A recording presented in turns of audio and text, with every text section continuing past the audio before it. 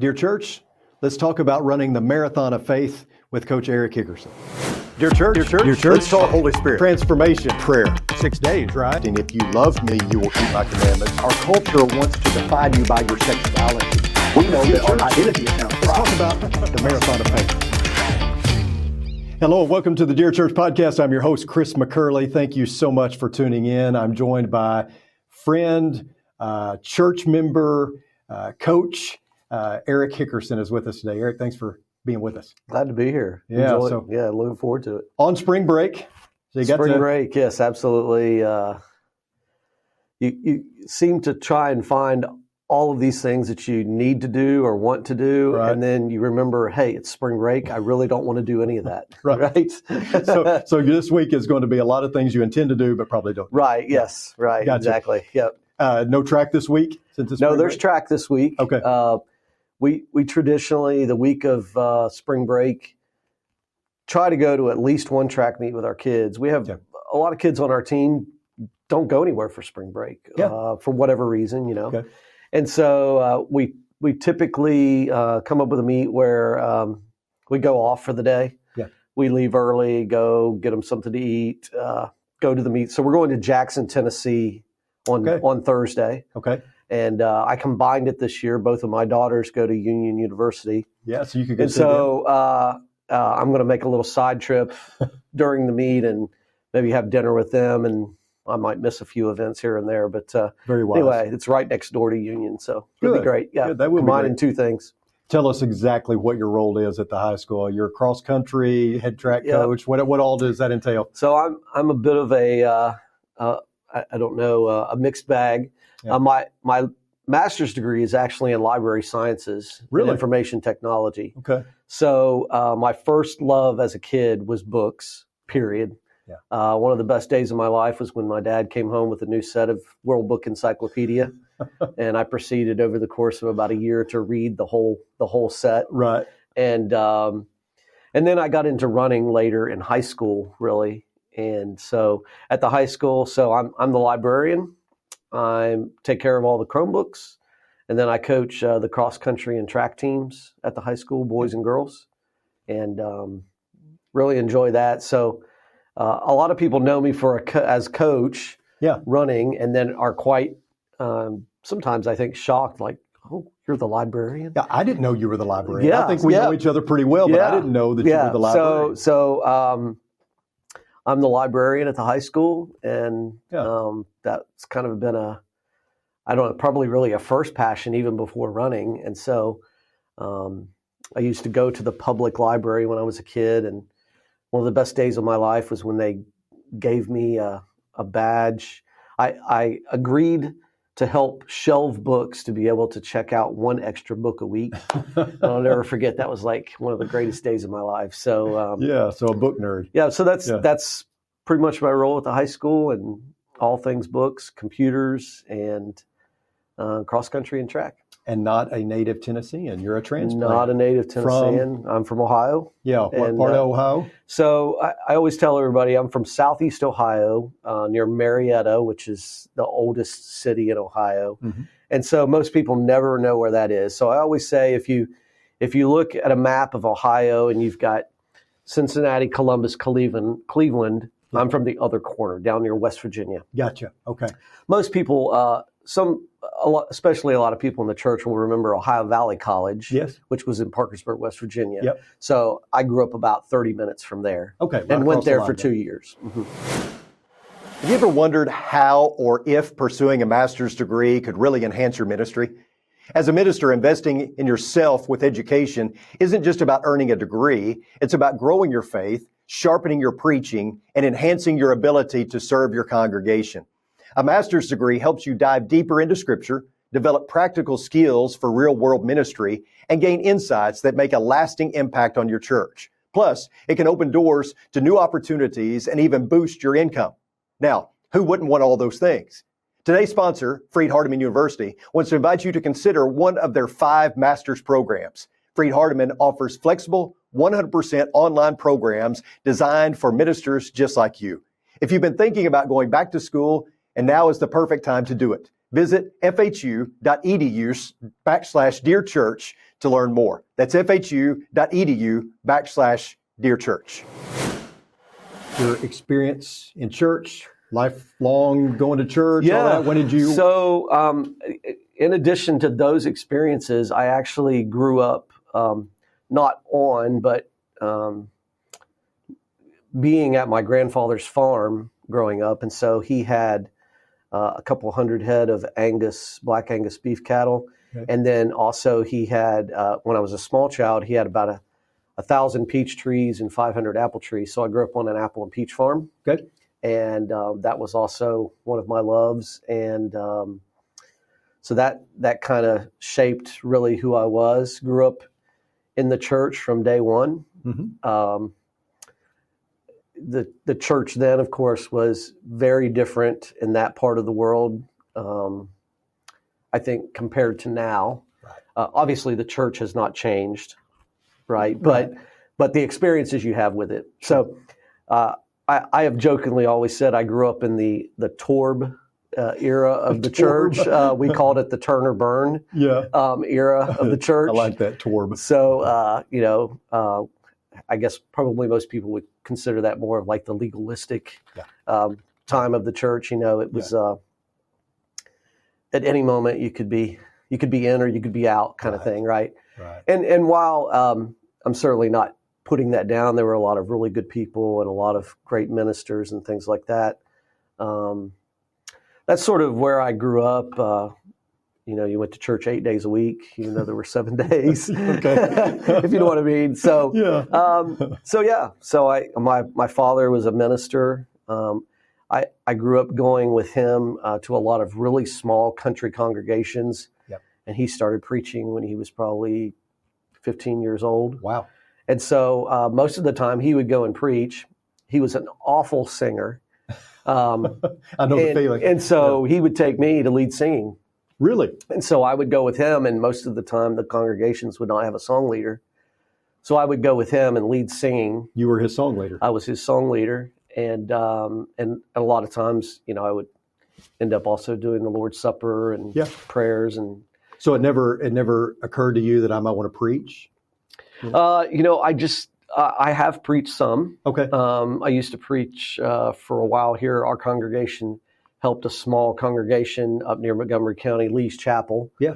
And some other places I have preached, but just never really got into it full time and never really wanted to do that. Yeah.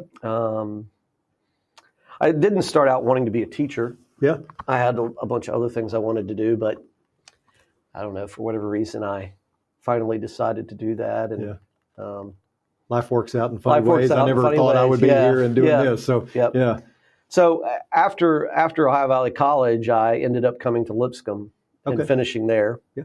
And I don't know, for a lack of direction or not wanting to go anywhere else, I just decided to stay in Middle Tennessee. Yeah. I'm the oldest child in my family by quite a bit. Oh, okay. So my siblings are 6, 8, and 11 years younger than me. Really? Okay. And so we're all pretty close and talk a lot, but they all live in Southeast Ohio where my mom is. And so I'm here. You're here. I'm here. And coaching track. Been successful doing that.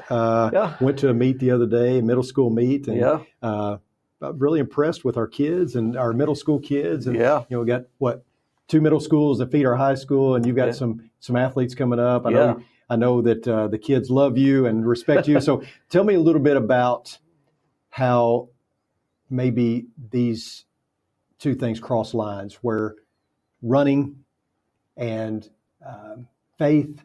We often hear that the life of faith is a marathon, not a sprint. Absolutely. We call it the marathon of faith. And in fact, we see Paul use that analogy more than once. Yeah, absolutely. Yeah. So in your experience, what have you seen as far as how those two things intersect? Yeah. Well, pretty early on in my coaching career, I started out coaching basketball and volleyball, and I was a big Don Meyer disciple from Lipscomb. Yeah. I still have all of his tapes. The legend. I kind of helped with his team one season and got to know him, fairly well, as a manager can, I guess. And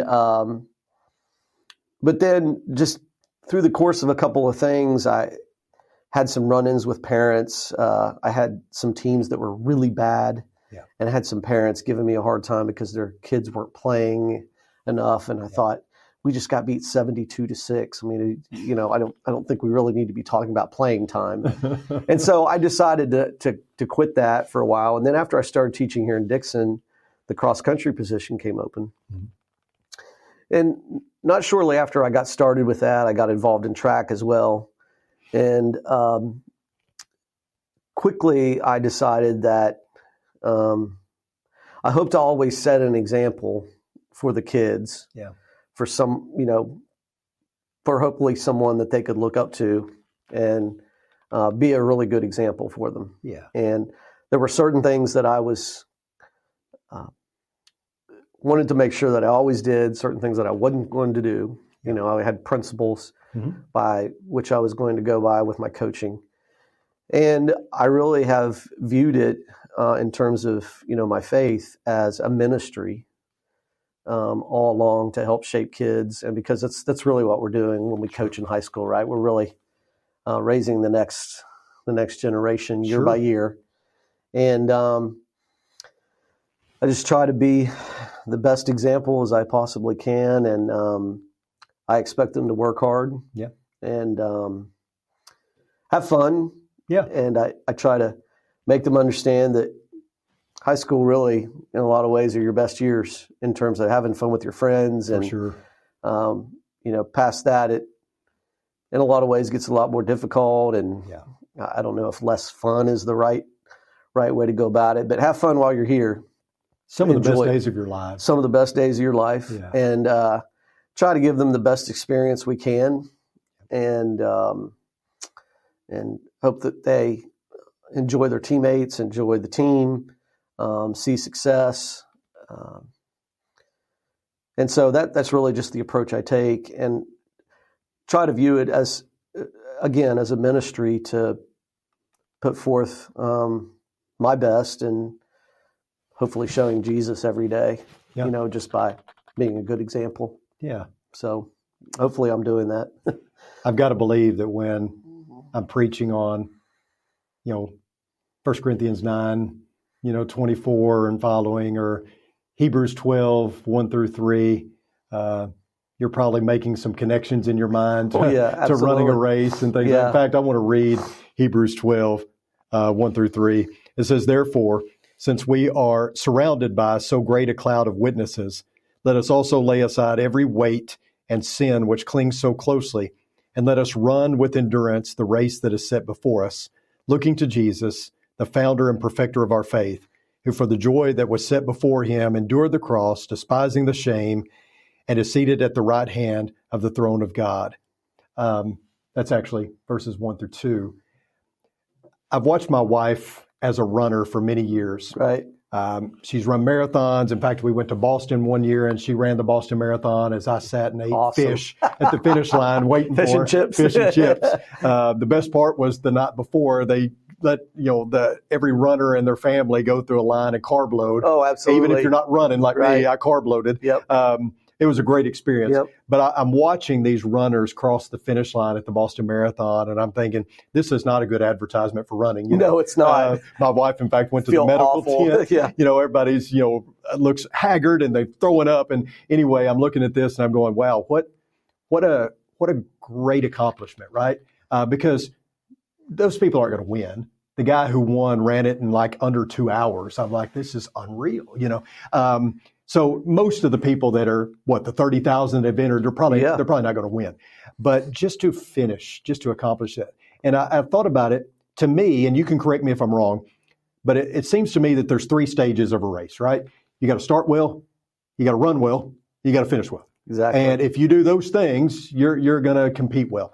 And I watch my wife during this process of, competing in marathons and things like that. And I think, it's really what it's all about. You got to start well, you got to run well, and you got to finish well. And, I say it like this: you can't win a race you don't start. Right. So starting is important, but you can't win a race you don't finish. Right. So you got to finish as well. You can't quit. But in the middle there, that's where you're tested. Yes. That's where you got to find your second win. That's where it's really like he says, the Hebrew writer, you got to endure. You got to persevere. Talk a little bit about that. Am I way off base, or am I? No, onto that's something? exactly right. I mean, Crowley's Ridge College, located in Paragould, Arkansas, invites you to their 24th annual Bible Lectureship Series, April 13th through 16th, as they observe the prophet Hosea. Dr. Carl Williamson kicks things off with the keynote lecture on Sunday, April 13th, beginning at 6 p.m., followed by a number of remarkable speakers that represent various churches across the Southeast United States and many Christian institutions. You can visit crc.edu/lectureship for more information, as well as a full speaker schedule. The Division of Bible at CRC says that this study of Hosea, titled Like a Morning Cloud, is designed to encourage and remind the church that God loves us and is willing to do anything to see us in his fellowship. Like a Morning Cloud, April 13th through 16th on the beautiful campus of Crowley's Ridge College and online at youtube.com/@CRC Pioneers. I spend a lot of time discussing with my athletes about their races, race plans, what to make sure and do at the beginning of a race, what to make sure not to do at the beginning of a race. Yeah. A lot of times people can be a sort of a flash in a pan. You can start too fast and then you have nothing left. And so I tell my kids all the time, if you're talking about a mile race, there's essentially 4 laps. And so I tell them, in a mile race, you can either suffer for about the last lap and a half, which is when you should be suffering and really going after it, or you can suffer for 3 laps if you decide to go way too hard at the beginning. Limit the suffering. So, make a choice in what you want to do.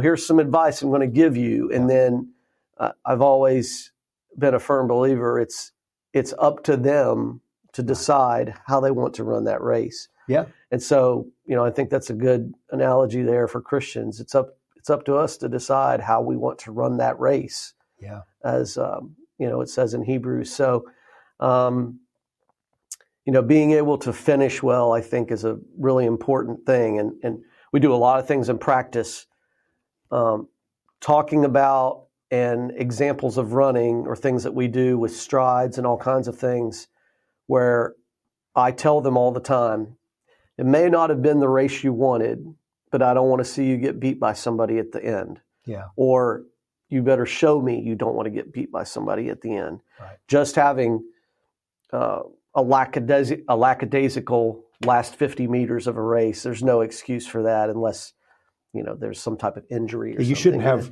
energy left over. Right. Right. And if you can finish and go across the line and immediately come around and start talking to your friends, then you probably didn't run hard enough. Yeah.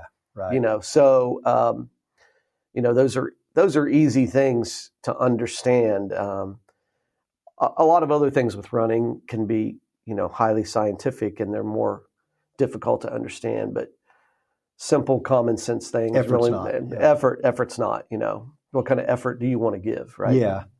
You said something there. I like flash in the pan because I know of Christians who shot out of the starting blocks or shot out of the baptistry like their hair was on fire, ready to take on the world. And then, it doesn't take long before the water dries and you realize, a lot of the problems are still there. Yes.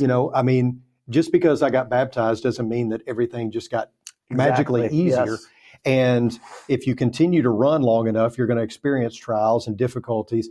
My wife says that in the Boston Marathon at about mile 19, right, there's something called Heartbreak Hill. Heartbreak Hill. And she really struggled because she said, that's when you're hitting your proverbial wall and you're trying to overcome and get your second wind.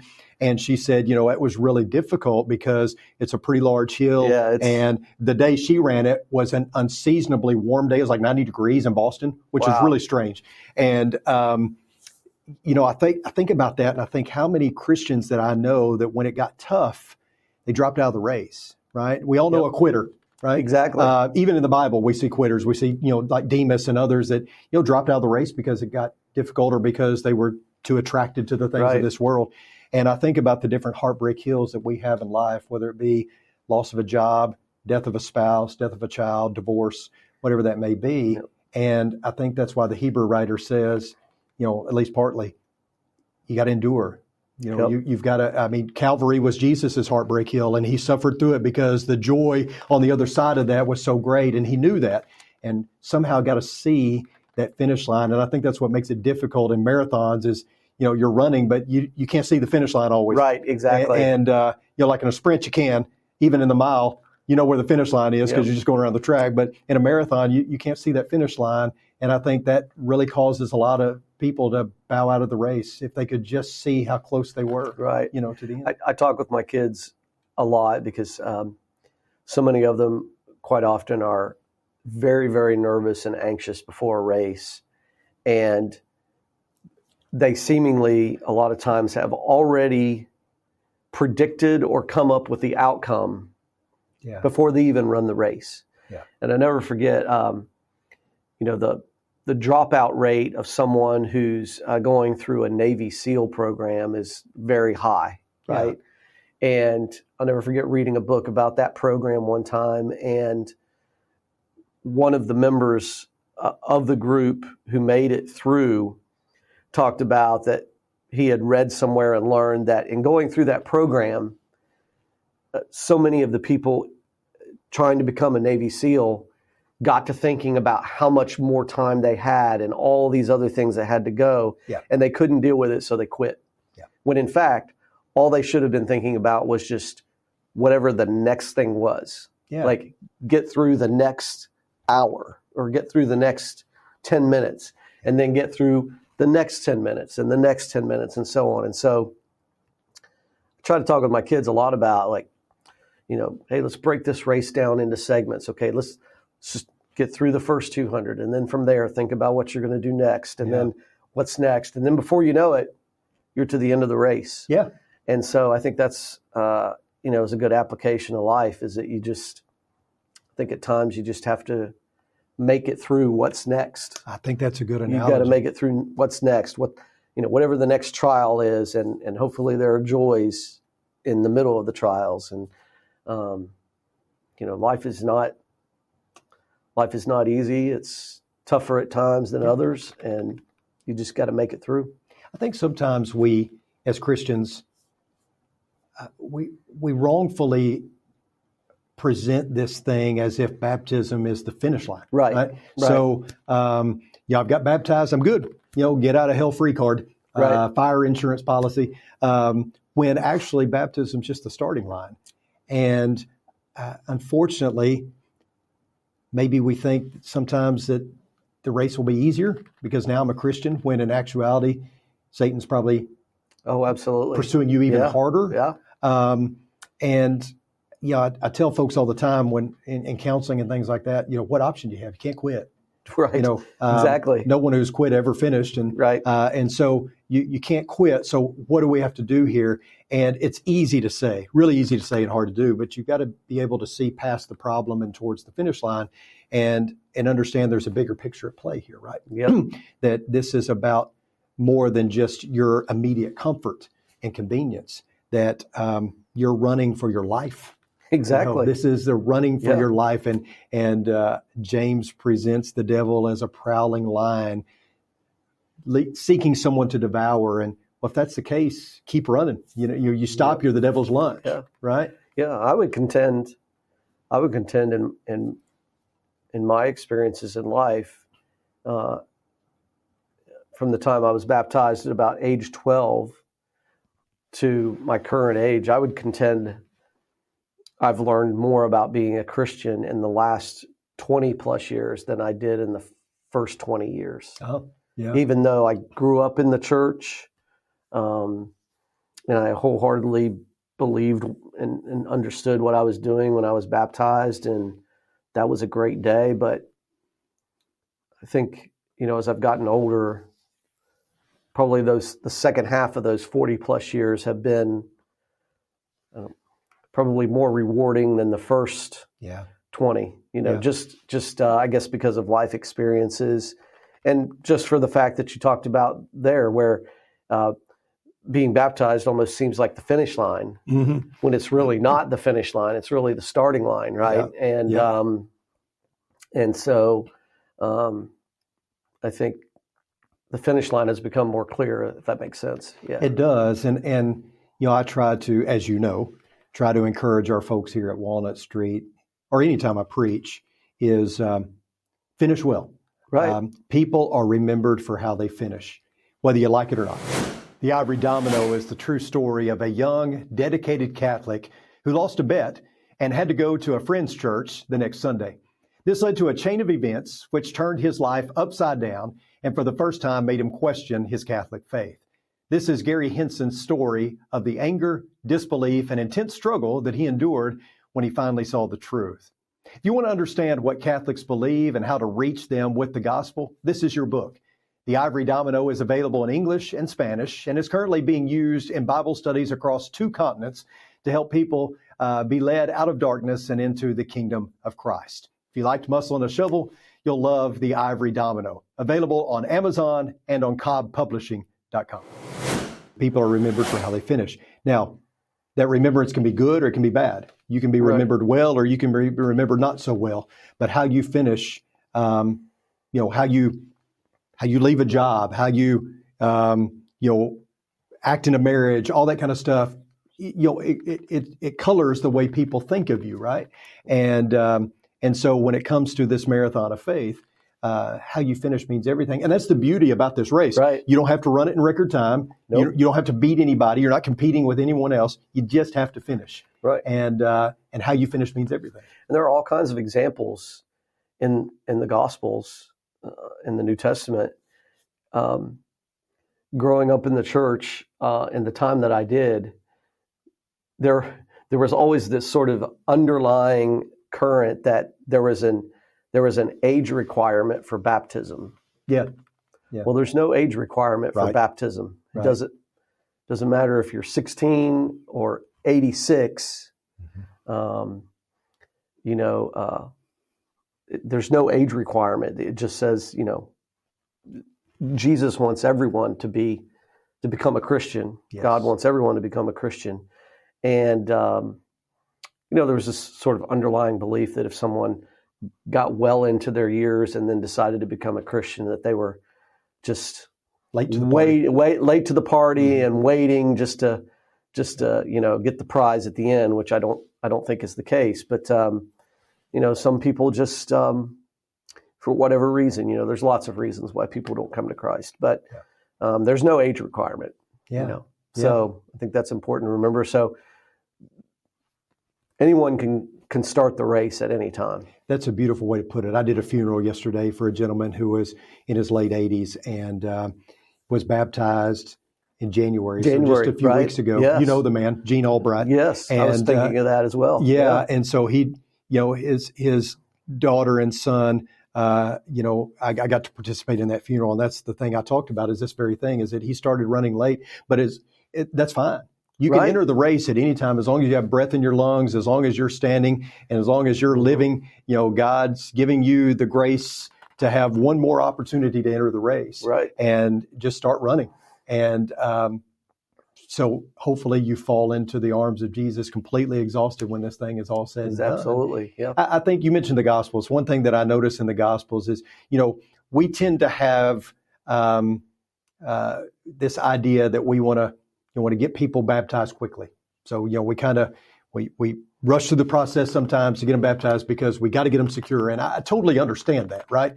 I just think that it leads sometimes to not making a disciple, maybe fulfilling the requirement, but not making a disciple. And I see over and over again in the Gospels, potential disciples coming to Jesus and him saying, well, consider the cost here.